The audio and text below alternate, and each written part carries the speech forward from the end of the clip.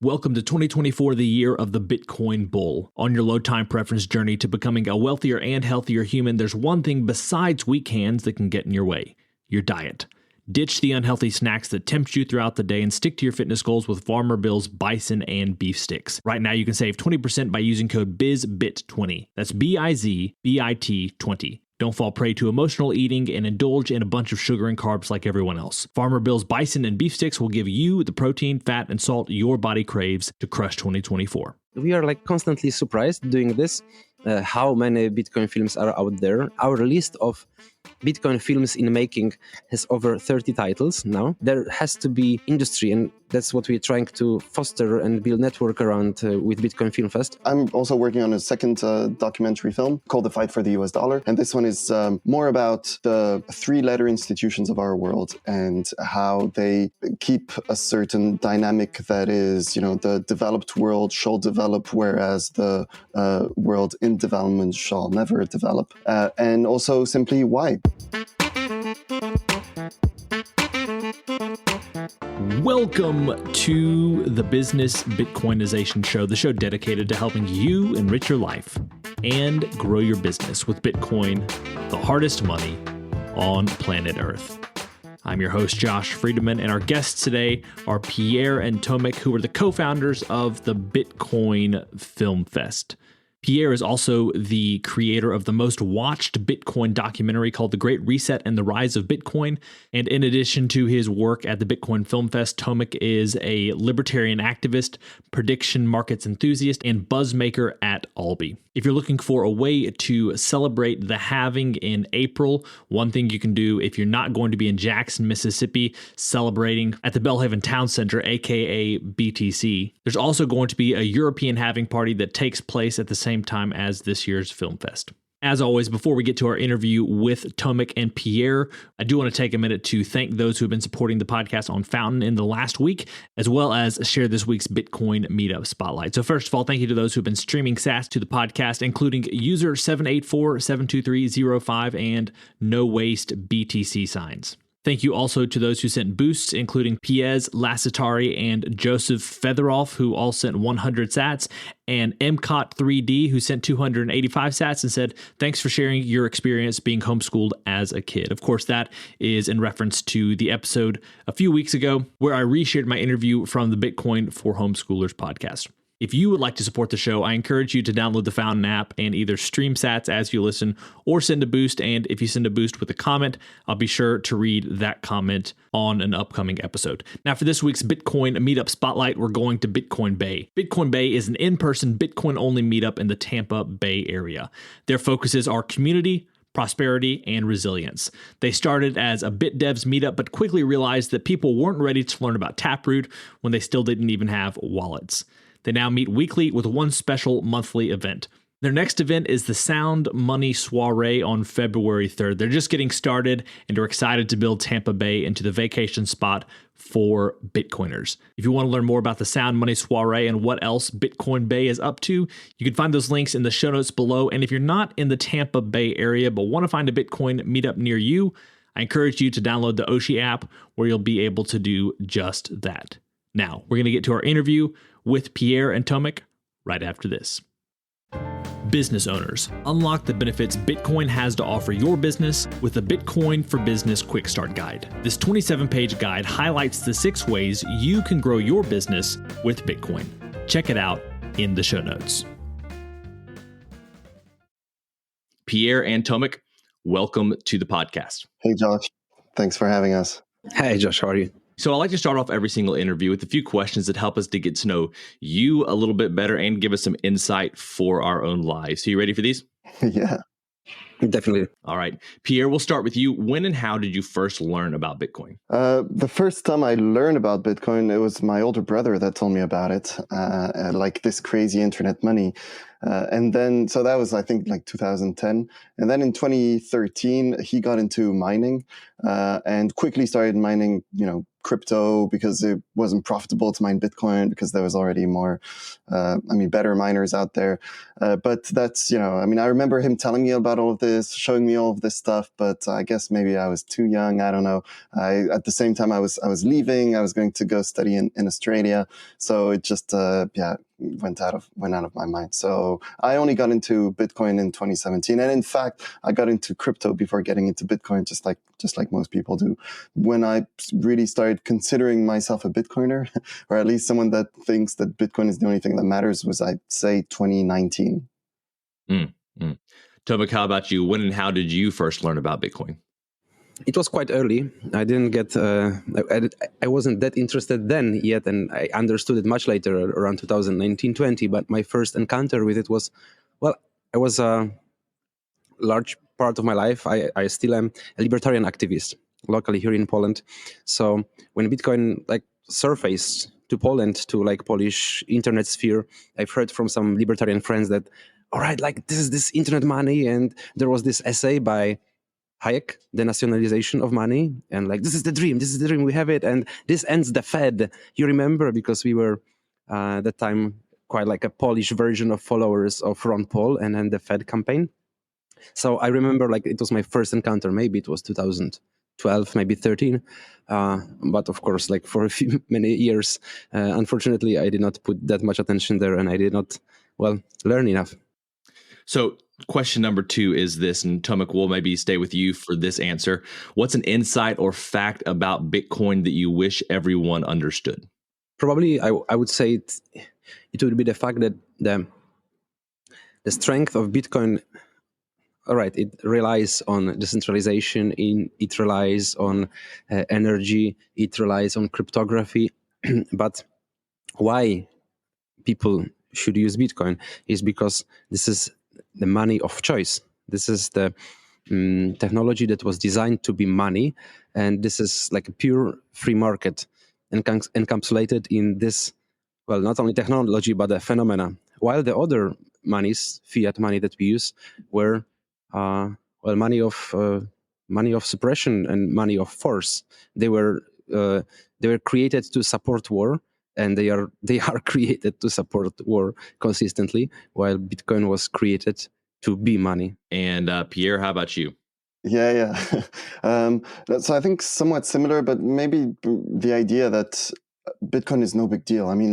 People shouldn't instantly, when you have a conversation about Bitcoin with someone, they're instantly going to, think that it's something special, that it is a necessity, that it's, money that is used by terrorism, that it's, bad for the environment, or that it's this Ponzi scheme. Bitcoin is no such big deal. It's just money. And I think that's what a lot of people need to first understand before they can get into all the deeper stuff that I think is absolutely necessary for people to understand. But, just like a lot of people don't care about how money works, and I think we'll never learn or really understand how money works, same thing will be true about Bitcoin. So I think the first step for people to realize that, Bitcoin is just money. That's a good word. Yeah. And Josh, this is the question that you ask everyone, right? Yep.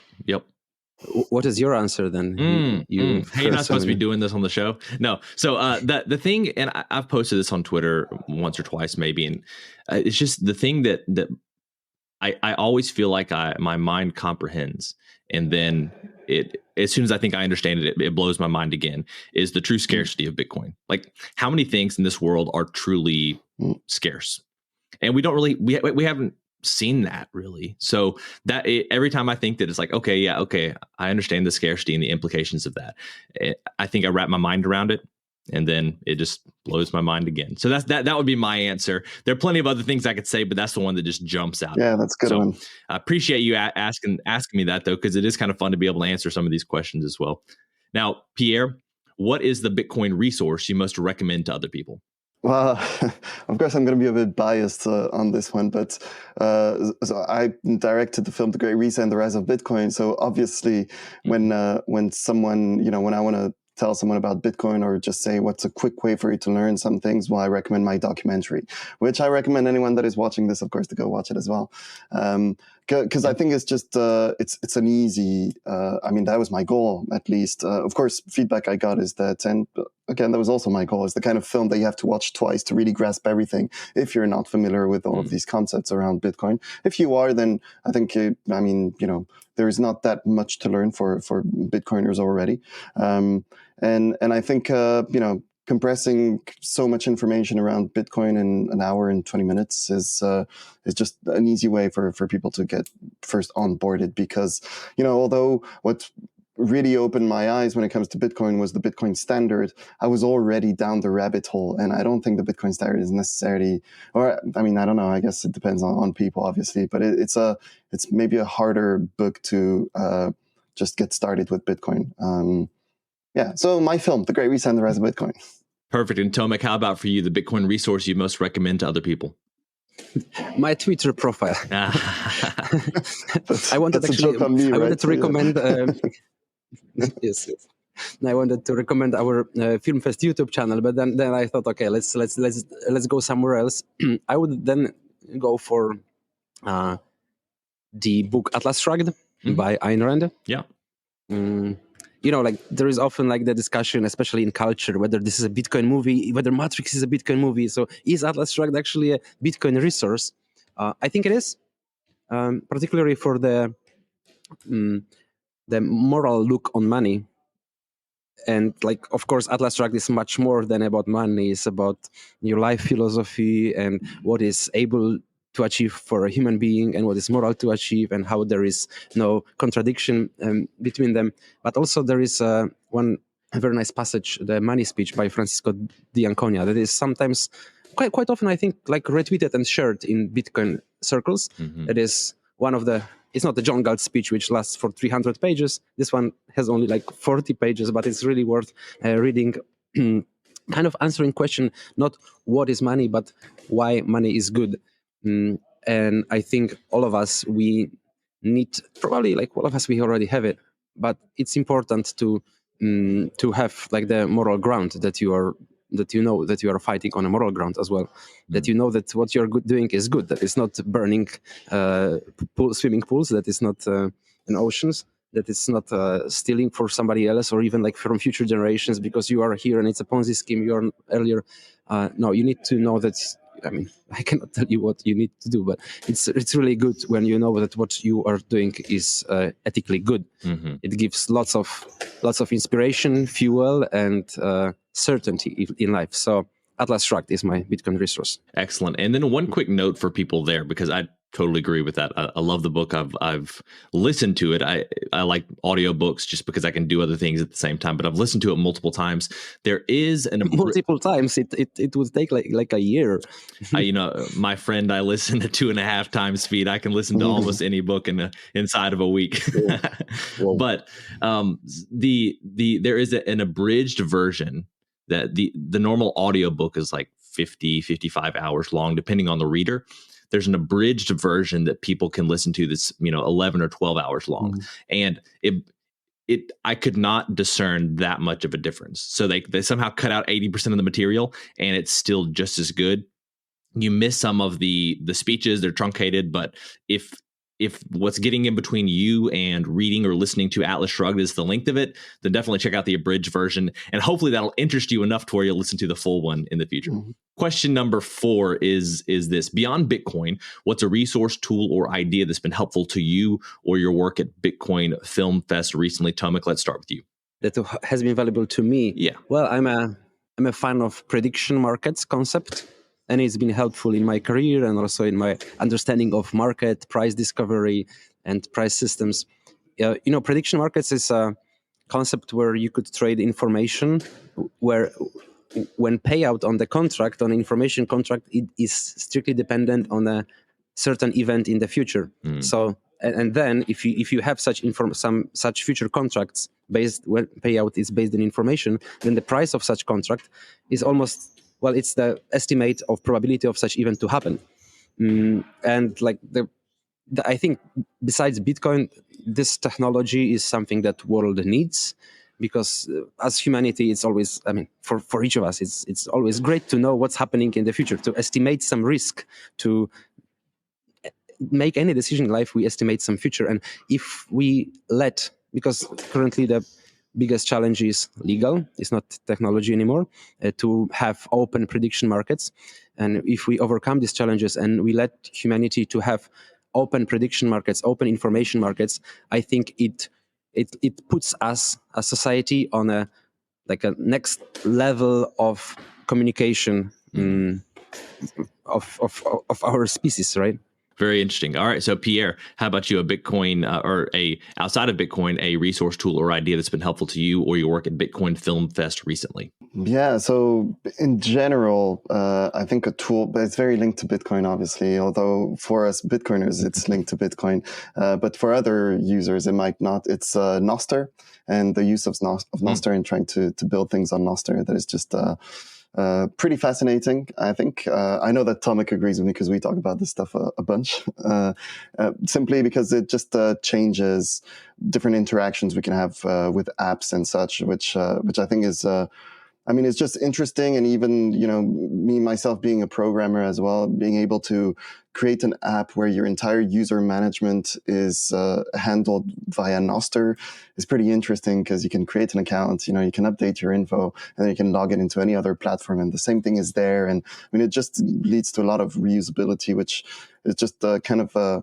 fun to build on. So Tomek himself, he's also experimenting a lot with Nostr and different new tools that exist out there that we're also trying to use and leverage for the Bitcoin FilmFest, such as different events that Tomek set up on platforms like Flockster and the such to generate some sales this way, but just communicate about this in general. If we're all about these kind of techs in the Bitcoin space, then I think we have to try and use them where we can. All right. So Pierre, now we have our final, what we call our arbitrary but insightful question. And it's this: as a general life principle, is it better to ask why or why not? I think why, because why not is only in the case where you're trying to argue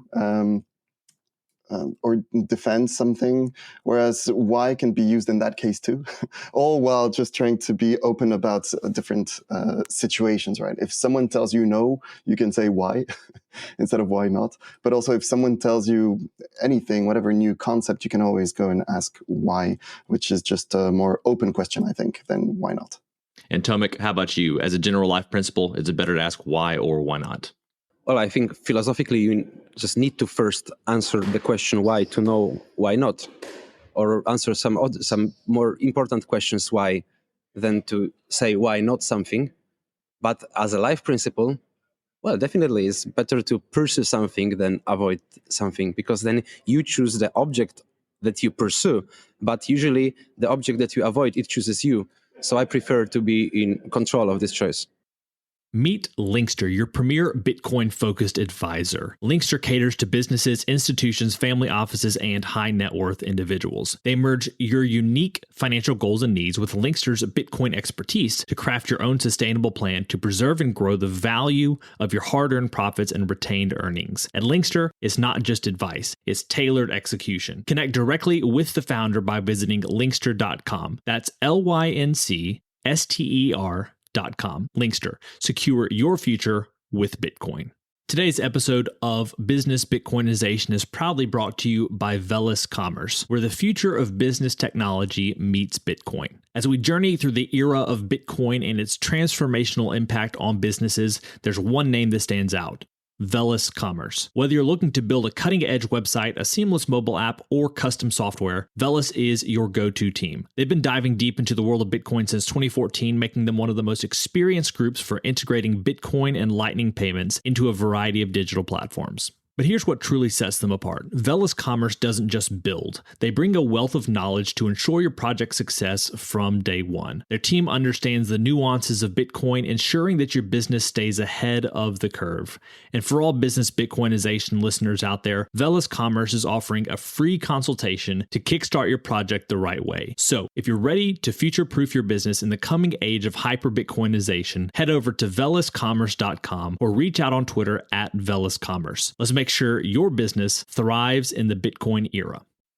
All right, gentlemen, today we're going to be talking about the Bitcoin FilmFest. I think it's one of those things that a lot of Bitcoiners have probably seen, whether it's on Twitter, heard people talk about it.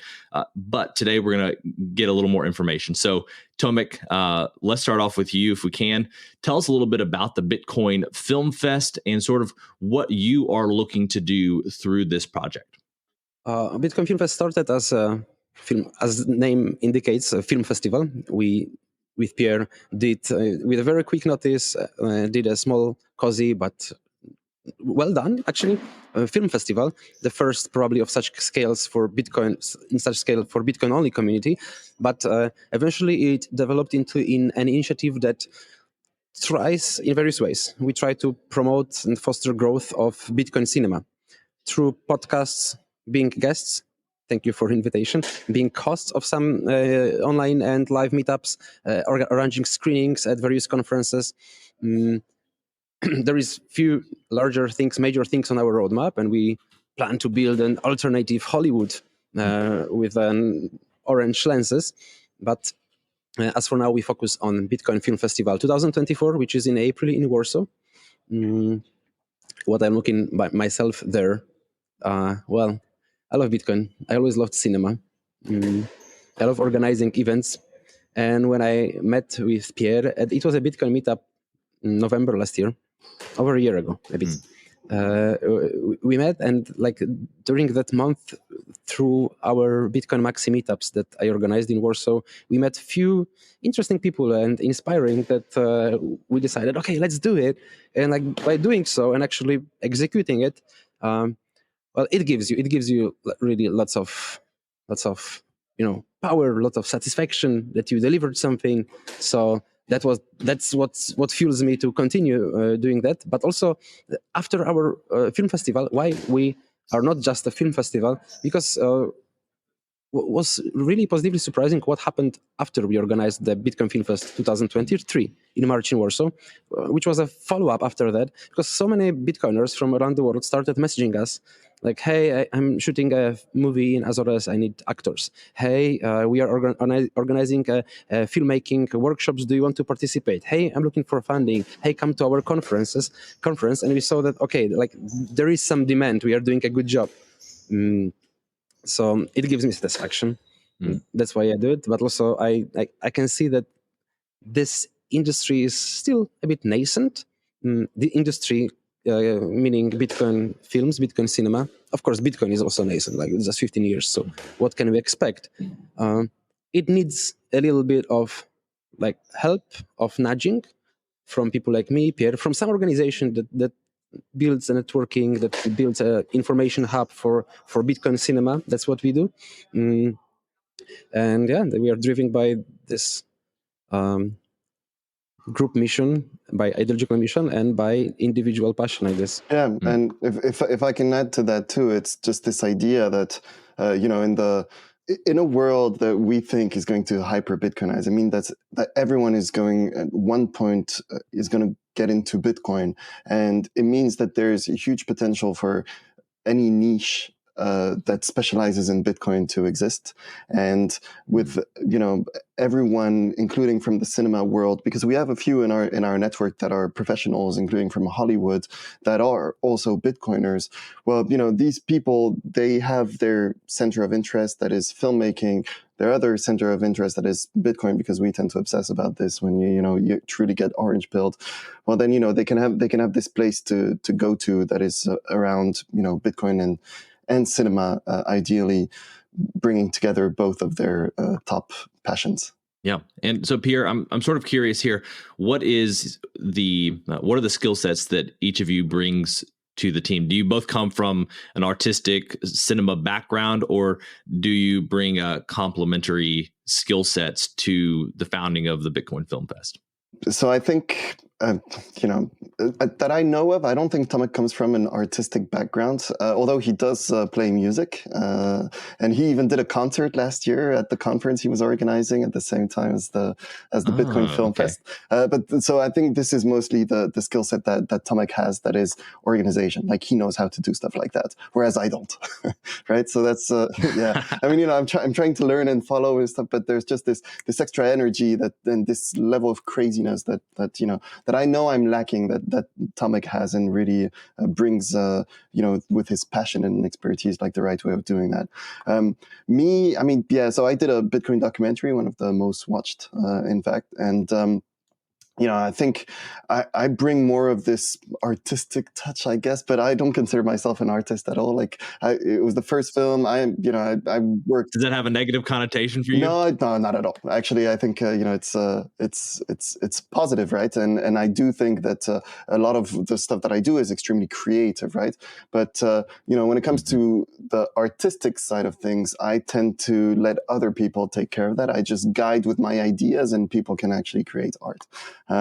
So that's just, I have better ideas than actually being able to do the artsy elements. Yeah, but that is Pierre who brings to Bitcoin Film Fest the knowledge about filmmaking, the knowledge how it looks behind the scenes, because we can guess, hey, filmmaker, bring us a film, we will show it in the cinema. It's much more complicated, and Pierre also knows people in the industry, so this is our film guy. Having made a film, obviously, you learn some stuff. Applied to film festivals, was accepted in different film festivals, including in Florida and such. So it's it's the kind of experience that, of course, can bring a lot. And again, it puts me one of the people that is at this intersection. It's all about Bitcoin, but I really I like cinema in general. I'm working on a second documentary project, and I think that's But my background, though, has nothing to do with that. It's corporate programming, like this kind of stuff. So I think throughout the course of this interview, I'd like to know about some projects that Bitcoiners should be aware of. Maybe talk a little bit about the artistic side of the Bitcoin world. Even though you said you don't consider yourself too much of an artist, you're certainly a creator. Maybe before that, though, since we're here to talk about the Bitcoin Film Fest, if we could go back over to you, Tomek, just what should people expect when they show up? What's the event going to be like? What does 2024 look like in particular? And I'm sure it's going to be a big party with the halving as well.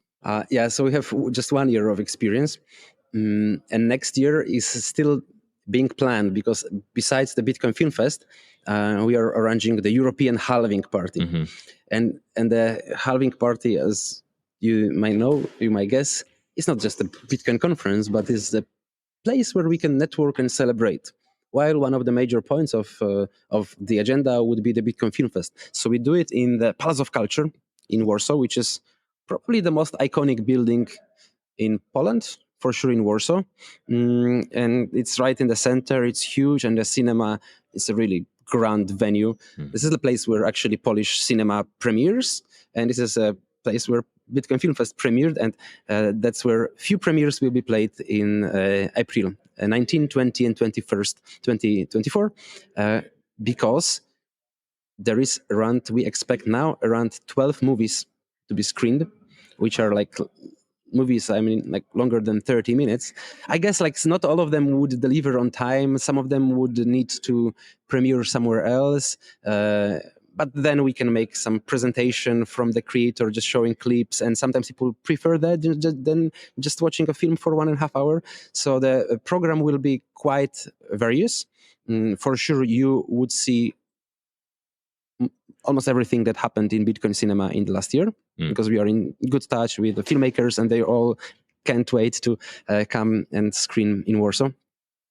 But the European halving party will also consist of course, party, of course, some panel discussions and networking games. We plan also to start something that we call halving games, because this is a bit crazy concept, and we're still trying to figure the most elegant way to organize it. So what is it? We figure that this is just the fourth halving, and next halving, next halvings probably will be bigger events. I predict that Bitcoin will be bigger phenomena. Bitcoin halvings also will be bigger, and the next one will be even bigger. And it happens every 4 years. It's like the main point in Bitcoiners' calendars. Some kind of like, for a long time of Western civilization, there was Olympics, was every 4 years, a major part of calendar. And instead of Olympic Games, let's do halving games, meaning let's start some tradition, let's start something that we could replicate across other halving parties that are next year, and we are in good touch with guys from Santorini, from Connecticut, Thailand, New Zealand, Salvador halving party, and they are also up for that, to at least do something similar that we could call a halving game, and that also could be easy to replicate in the next 4 years and next 4 years. And our dream is that in 100 years somebody will look back at halving games and we'll think, okay, where it started? Yeah, it was Warsaw. So we will try, meaning halving games, we will try to gamify the event. There will be few competitions, like we want to organize Bitcoin Bowling World Championship. There will be some quiz. There will be, of course, we will count some attendance to Bitcoin films. Bitcoin films also will have awards for best Bitcoin films. I'm not sure even how we can do it in 3 days. So like we need to make the day like 36 hours to fit all of our ideas in the agenda. Packed schedule, definitely book April 20, 19 and 21st in your calendars. But definitely party we can promise will be fun. Okay, that's very cool. I appreciate you sharing all that. Now, Pierre, I do want to talk a little bit about Bitcoin films as well. You've already talked about yours a little bit, but for those who haven't seen it yet, The Great Reset and the Rise of Bitcoin, it's been, I think the first time I watched it may have been last year. I'm trying to remember exactly when. It's been a minute. So I think it just, for anyone who either has watched it in the past or didn't even know about it before today, it might be helpful to kind of get the lowdown on your film, as well as some projects that are on the horizon that you feel like people should be staying aware of, making sure that when they come out, those projects are being watched as well. So The Great Reset, as well as other ones on the horizon that people need to be aware of. Yeah. So, The Great Reset and the Rise of Bitcoin, it's...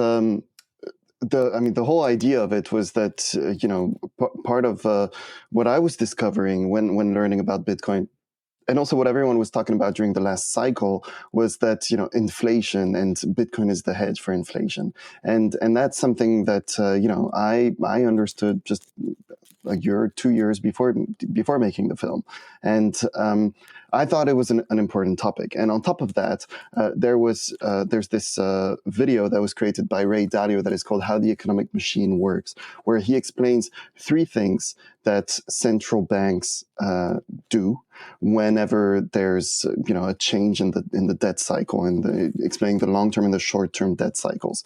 And so that's really what I wanted to cover, and then explain how Bitcoin fits in that context, which worked out really well. I ended up packing even more stuff because, what's difficult when you make a film like that is that you could literally never end it, because there's always more information. There's new things that you could pack in there. But I also went into covering precisely how Bitcoin works, covering some elements of the Lightning Network, the impact the usage of Bitcoin, of energy, and also its impact on the environment, and just, trying to kill some of this FUD. But then bringing it all back to Bitcoin in the context of the future of our economy in this debt spiral that we're in. Which resonated a lot with a lot of people. I even had a lot of finance professionals that told me you nailed it, which is quite flattering because, sure, I studied finance, sure, that's the kind of stuff you research, etc. But putting, yourself out there with these kind of things is always a bit, you never know. If you say something stupid, then it's, yeah. And of course, on YouTube, a lot of people had these kind of emotions and enjoyed arguing about this or that point in my film, which is, it's always positive and good to be able to exchange on these kind of things with people. And so, I'm also working on a second documentary film called The Fight for the US Dollar. And this one is more about the three-letter institutions of our world and how they keep a certain dynamic that is, the developed world shall develop, whereas the world in development shall never develop. And also simply why? Because it's all for the dollar, and these organizations work together in order to support the dollar and the system that we're in that will eventually fail. And Bitcoin could, that's the argument, could be an important part of this new financial system. So that's a very interesting one, very hard in terms of research. I have to say harder than the first film, because there was just a lot of interviews, a lot of extra research that we had to do, and having to go deep into how these organizations work and how they literally collude together, and digging out some documents from the 60s that explain this quite clearly is something that requires a lot of research, and I was lucky to have the right people in my team to do that, particularly the person that wrote the film for me, that's called Neil, that did an amazing work, and I hope we'll do more work. Now, when it comes, because this I'm not sure when it's going to come out, I'm not going to lie, I was hoping it would be for the Bitcoin FilmFest next year, but it might be tough, so I'm not sure. It might have to wait, yeah. Is this one of the ones that Tomek was talking about where you might have to show some clips and talk about it? So, I mean... Yeah, I know. But show some clips, talk about it, no problem, right? It's just having it finished. That's where, yeah. But but we'll see about that. It's just it's 5 months away, and I see the truckload of work that is still to be done for the film to be completed. Because, once you've got all the research done, you've done all the interviews, and you've got the script, well then, this is good enough to write a book about it, but you need to add all of the images on top. And this is where it gets very hard. In fact, it's interesting, the challenge that it is to make a film, just the research you need to do, and then writing it on paper. Even the script we have now is 1 hour too long. So, it's you already try to make something extremely complex, very concise. And even when you think you've pushed it as far as you could, you still need to go more concise. And so there's a lot of tough decisions you have to make, because what you thought was a great story point ends up being something you have to get rid of. And that's... it's painful, it hurts, but it is what it is. You gotta, in the end, what matters is the story and how people are going to discover it. Maybe it's easier to create a feature film, fictional, because once you have this, everything is shot, you already let your actors go, you have to edit it. Now, when you find something that you don't like, you want to recreate it. Yeah, right? Exactly. So that's that's part of what we're missing is filming the elements, actually the actor side of things, right? But because of course there's the whole narration that has to happen in order to just elevate the storytelling in the film itself. And this is it's hard because in an investigation style like I want to do it, there's just so many. I mean, I have to go through the entire script, go through each element that I know we're going to want to film, and I have for each historical reference and character and whatever situation and story that we have, I need to be able to find images that I will then need to print, that I will then need to figure out where I fit them in my investigation room. So it's just a lot of elements that need to be still generated, I suppose, in order for us to be able to film this and add it in this this whole storyline. Mm-hmm. And, if you have a huge budget and you have people you can delegate this to, then I think it's much easier. But in my case, unfortunately, a lot of this has to be done by me. Therefore, I have to sometimes sacrifice some progress to progress with other things that I'm working on. So, it's always choosing is to... oh no, that's a French saying, but I'm not sure how you'd say it in English. But that when you choose something, you're obviously giving up something else. Yeah. Yep, for sure.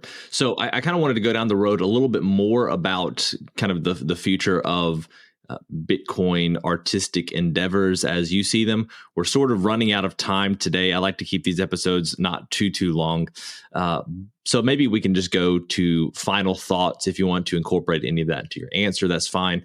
But Tomek, let's start with you. What are some final thoughts you'd like to leave the listeners with connected to the Bitcoin Film Fest or anything else? I think I could leave a note with an answer to a question we are often asked by audience Bitcoiners when we meet each other at Bitcoin, like some conferences. Mm-hmm. they often ask like, oh, there are Bitcoin films. And yeah, there is more. There is more than one. Definitely, there is. We are like constantly surprised doing this. How many Bitcoin films are out there, and like maybe now not so often, but now every month maybe we learn about a new one that is being started or that is being made currently, but we were not aware before. Our list of Bitcoin films in making has over 30 titles now, while probably 10, 12 of them will be released before Bitcoin FilmFest. So it's an industry which is still like a bit crouched tiger. I think also that we will see much bigger things on a large screen once of course there is option when Netflix or Amazon realizes that, oh, the biggest story that unfolds in front of our eyes is Bitcoin and the biggest mystery is who is Satoshi Nakamoto. Let's do a film about it. We also want to be there. Like, it's better if a big Netflix blockbuster about Satoshi, it would be better if it would be done with cooperation with some proper Bitcoiners. But I think also we will see a lot happening once also Bitcoin reaches another price levels, because talking with various filmmakers, we can see that there is like lots of creative potential. There is lots of ideas. There is stronger and growing network of filmmakers, because to do a big film you need to know, and you also want to work with Bitcoiners, and you need to know your staff, some directors, producers, actors. There has to be industry, and that's what we're trying to foster and build network around with Bitcoin FilmFest. And once Bitcoin also hits these different price levels, this creativity will unleash, because this great artists will have much more resources, much more spare time to pursue their project and put their idea onto screen. Yeah, excellent. Pierre, how about you? Any final thoughts that you have, as well as where people can go to keep up with the two of you and Bitcoin FilmFest? Yeah, so I think, but just like Tomek described, the world of Bitcoin cinema is only going to get more and more interesting as new stories develop and new people come in with their own skill set and their own their own storytelling skills, but also filmmaking skills, animation skills, etc. So everything is going to develop quickly with different types of formats. Today we see a lot of documentaries, but not only. There's definitely other things that are being worked on at this stage, mostly in the short format, but it's just a matter of time before we get these like big stories, just like Tomek mentioned, and these big studios getting into this.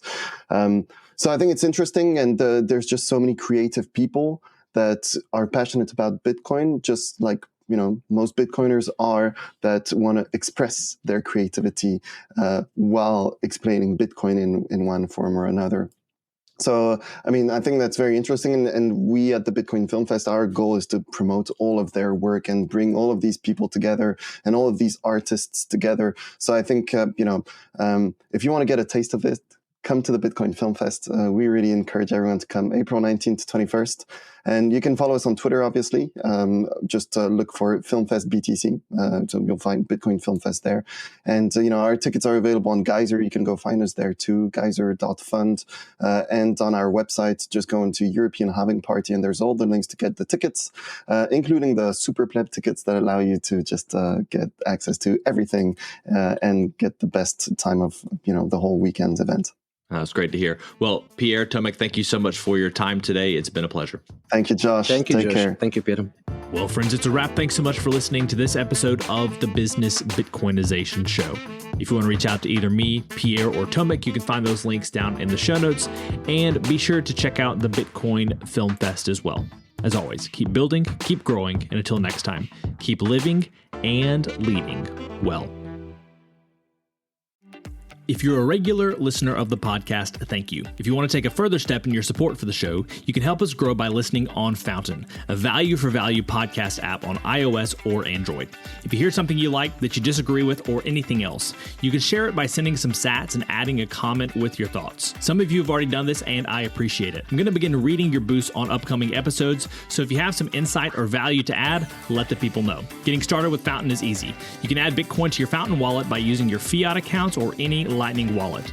And one of my favorite features is that once you're using the app, you can earn sats just by listening on Fountain. Check out the link in the show notes to get started with Fountain today.